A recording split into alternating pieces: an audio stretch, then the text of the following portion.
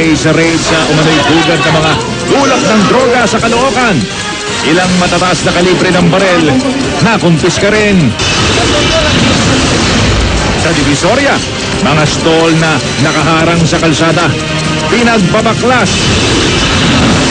Dating Batangas Governor Tony Leviste, laya na matapos mabigyan ng parol. Dating South African President at kilalang democracy icon na si Nelson Mandela, pumanaw na. Kuha ng CCTV, susi sa paghuli sa suspect sa pagpatay sa batang natagpuan sa sementeryo. Suspect, mismong guwardiya ng sementeryo. Pinoy na ipapadala sa Kalawakan. Napili na. Ngayong magpapasko, saan nga ba mas okay mamili? Cesar Apolinario, Team Divisoria. Si Michael Bahati naman, Team Baclaran. Luis de los Reyes, totoo bang magpapaka-daring sa bago niyang programa? At Art Evangelista, nagkwento tungkol sa kanyang sexy pictorial. Nagpaalam nga ba sa nobyong si Senador Chis Escudero?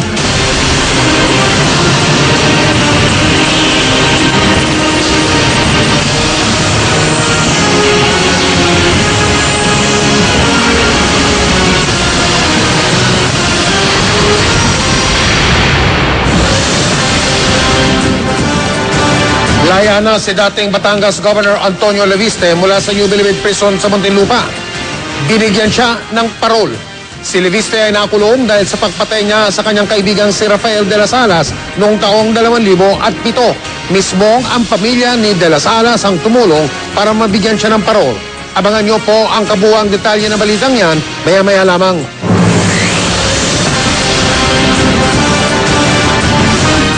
Magandang gabi po, Luzon, Visayas at Mindanao. 7 Pilipino kabilang ang isang doktor ang kasama sa mga namatay ng atakihin ng teroristang grupong Al-Qaeda ang compound ng Defense Ministry ng bansang Yemen. 11 pang Pilipinong medical worker ang kasama sa mga nasugatan. Dahil sa madugong pag-atake na yan, pinag-iisipan na ngayon ng gobyerno kung muling ipatutupad ang pagbabawal sa mga Pilipino na magtrabaho sa Yemen. Nakatutok si Claire Delfin. Ito ang compound ng mismong Defense Ministry ng Yemen sa Sanaa na inatake ng suicide bombers. Bakas pa ang dugo sa sahig. Base raw sa mga survivors' accounts, bandang alas 9:30 ng umaga sa Yemen kahapon, nagsimula ang pag-atake. Ang unang suicide bomber nagpasabog sa gate ng complex. Ang pangalawa, na-aresto at na-detonate ang dalang bomba.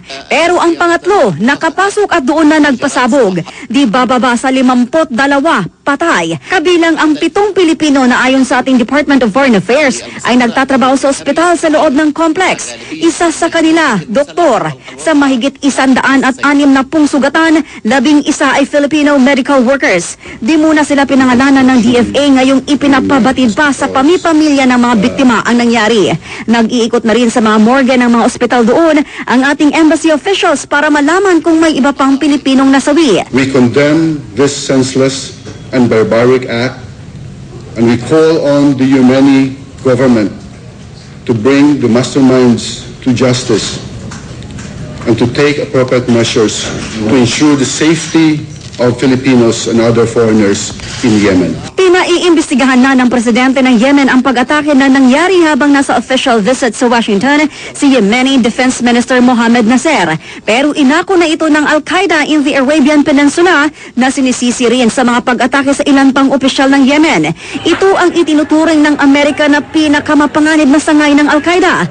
Nasa political transition ngayon ang Yemen matapos mapatalsik sa pwesto noong February 2012 ang pangulo nitong si Ali Abdullah Saleh na namuno ng mahigit 3 dekada at target ng Yemen na magkaroon ng bagong konstitusyon na magbibigay daan sa parliamentary at presidential elections sa February 2014. Ipadadala ng DFA sa Sanaa si Vice Consul Redentor Henotiva para tutukan ang sitwasyon ng mga Pinoy roon. Our officials are working with the local authorities to ensure the safety and well-being of our countrymen.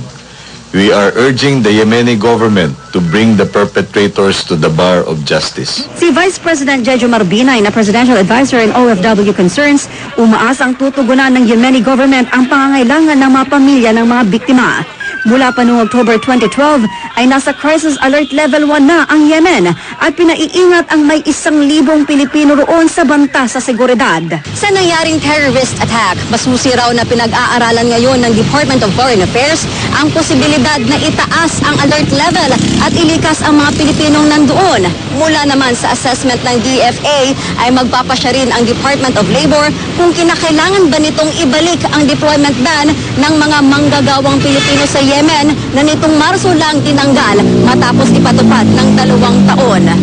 Claire Delfin, Nakatutok, 24 Oras. Nauwi sa madugong enkwentro ang operasyon ng mga tauhan ng NBI at Philippine National Police sa umano'y pugad na mga tulak ng droga sa Tala, Caloocan. Isang NBI volunteer ang patay habang 3 iba pa ang sugatan. Nakatutok si John Veneracion.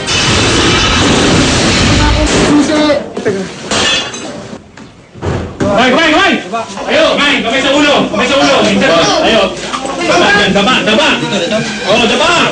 Bahagi ito ng hot pursuit operation ng NBI at PNP sa barangay 188 Tala, Caloocan City.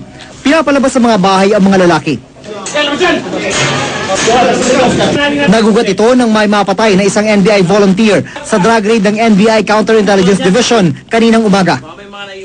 Ang nangyayari po ngayon, binabahay-bahay nitong mga elemento ng National Bureau of Investigation pati na ng Philippine National Police itong barangay 188 sa mga ilang bahay na kanilang napasok ng mga nakuha ng armas. At ito, medyo nagsara itong bahay na ito. Kaya ito'y gusto nilang buksan at mapasok para ma-check. At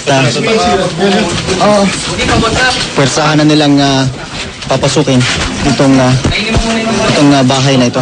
At para makita kung ano pa yung mga pwedeng mahanap na ebidensya sa loob nitong bahay na ito.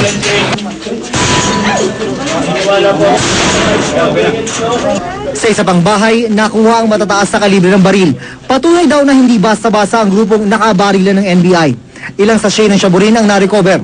Itong barangay na ito is known for drugs and loose firearms. Patay ang isang NBI volunteer na si Larry Sultan. Sugatan at 3 iba pang kasama sa drug raid. Sabi ng mga ahente ng NBI, ambush ang nangyari. Makaraang maisilbi nila ang search warrant. Tumagal daw ng 40 minuto ang palitputukan. Ito sana slag na tatama sa ulo ko at buti nakakover kami. Surprise yung pag-spray sa amin. No? Ambush yung pangyayari sa amin na yun. Kasi kailan papunta na kami sa humingi na ng backup sa amin. Nasa loob yung kasama namin Nung alam nila na babakapan na namin, inupakan na kami. Tanghali na pero tuloy pa rin ang operasyon. Dinamba ang lalaking ito makarang tumanging magpakapkap. Sabayan mo po! 50 lalaki ang pinagdadampot. Isinailalim sila sa verification para malaman kung may criminal record at kung nagpapatok ba sila ng baril.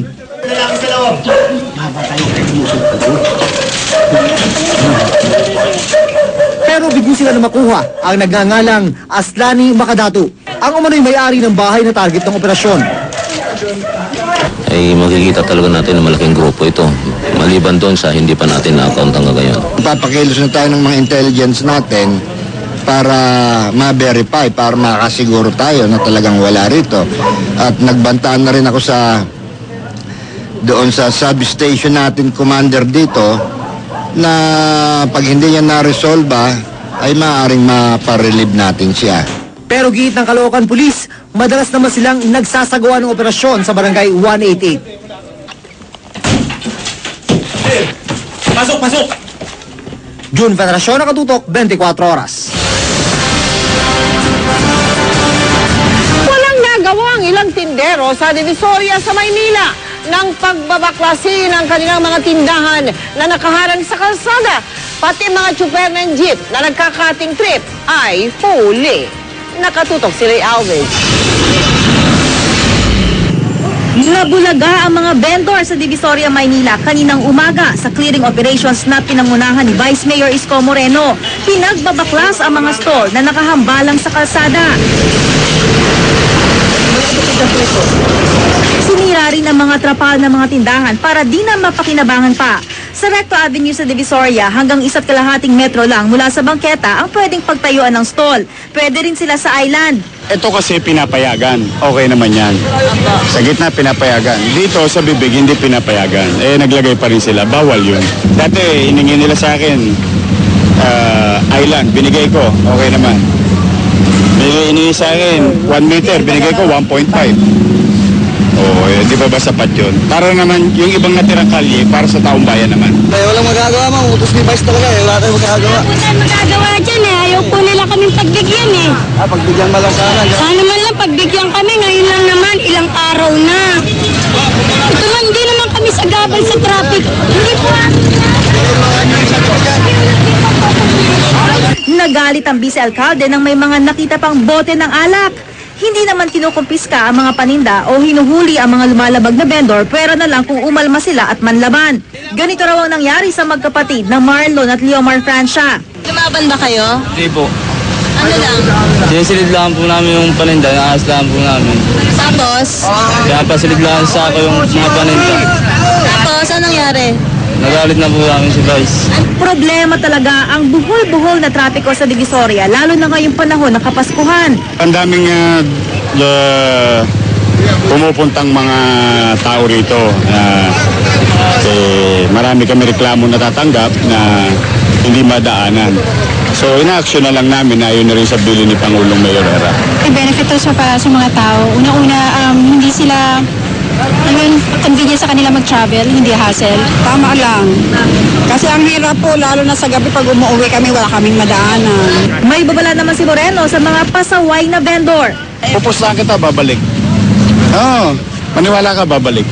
Kaya lang, malas lang nila pag nahuli namin. Sinuyod din ng grupo ni Moreno ang ibang mga kalye sa Divisoria. Nahuli rin sa akto ang mga jeep na nagka-cutting trip na perwisyo sa mga pasahero dahil binababa sila ng mga ito malayo sa kanilang dapat babaan. Inimpound din ang mga motorsiklong naka-illegal parking. Lea Alviz, Nakatutok, 24 Oras.